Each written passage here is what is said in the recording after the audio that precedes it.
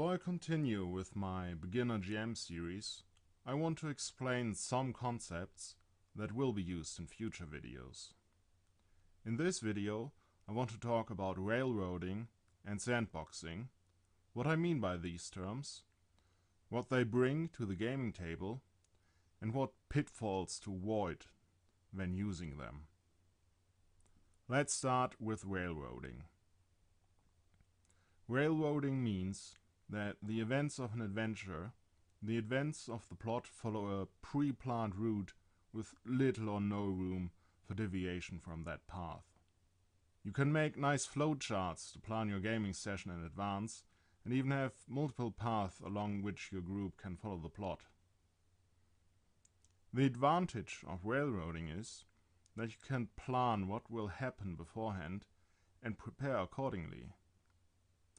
You can make encounters, dungeons, pick out pictures to show your players, and music to play during certain scenes, which can make for a cinematic gaming experience.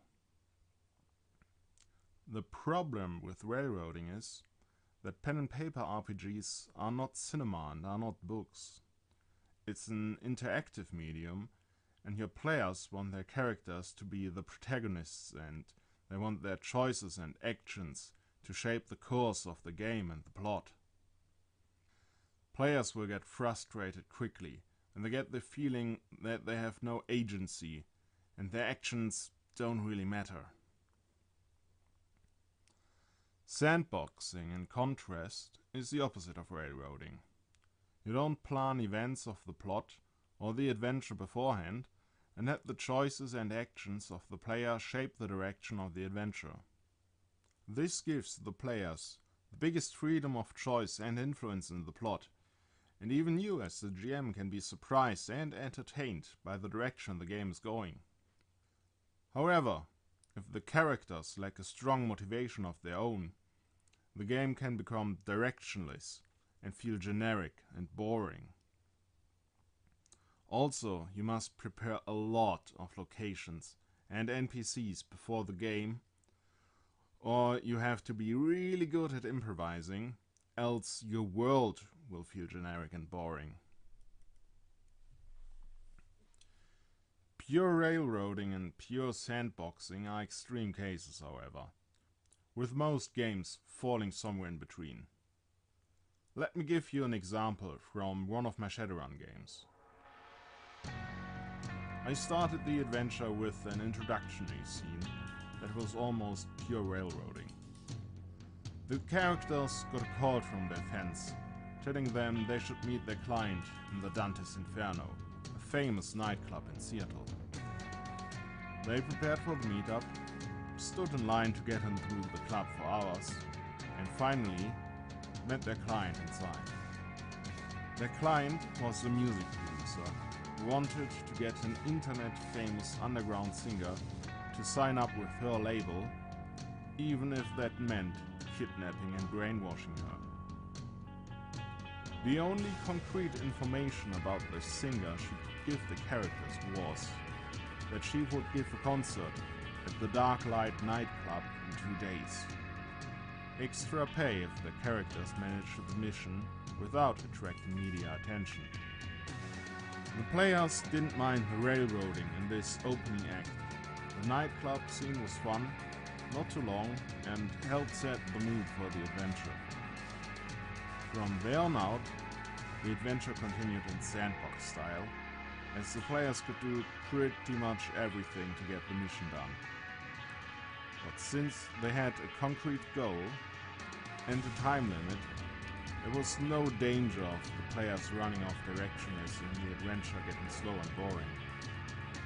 And because they had a concrete goal, I could prepare the important bits of the adventure, the nightclub location, and the singer they wanted to kidnap beforehand.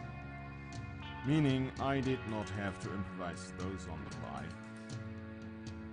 To make things interesting, I made the singer secretly a vampire, which was also the reason she was only an underground sensation, despite her impressive talent. The players started the adventure like professionals with some legwork, found out everything they could about their target, the location, and the security. Then they went ahead and planned the mission. In typical Shadowrun fashion, the planning took about 3 hours, and in the end, the players settled for a plan I had not anticipated. The group had found out that the singer often took some of her groupies to private after-show parties. So the group's faceman posed as a fan, attending the concert right in front of the stage, wearing a very revealing outfit, to make sure she would be one of the lucky groupies. I'd prepared some music for the concert beforehand, and had a lot of fun describing the awesome show and how the chemistry between the two elven women developed during the show. Suffice to say, the faceman was invited to the private after-show party, and late at night, after the concert, she entered the singer's car and they drove off to places unknown.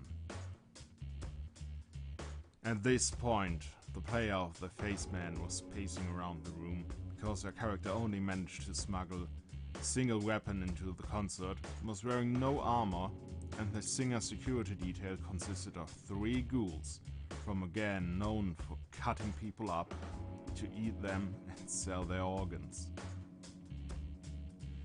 Since I was sandboxing this part of the adventure, I had not prepared this beforehand.